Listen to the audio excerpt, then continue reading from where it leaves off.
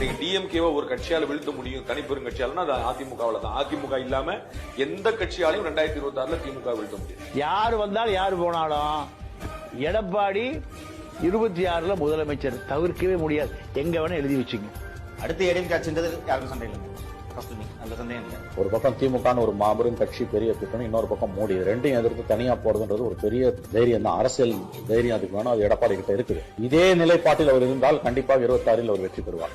நிச்சயமாக 2026 மகத்தான ஒரு மாற்றம் அனைத்து இந்திய அண்ணா திராவிட முன்னேற்ற கழகத்தின் தலைமையில நிச்சயமாக மிகப்பெரிய அளவுல ஒரு கூட்டணியோட நாங்க ஆட்சி அமைப்போம் என்பதை இந்த நேரத்தில் நான் உறுதியா சொல்றேன்.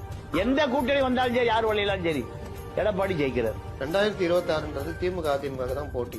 திமுக மீது உள்ள அதிருப்தி அதிமுகவை கரையேறும். And Edappadi has proved himself as a leader. எனக்கு பின்னாலும் இன்னும் எத்தனை நூற்றாண்டுகள் வந்தாலும் அனைத்து இந்திய அண்ணா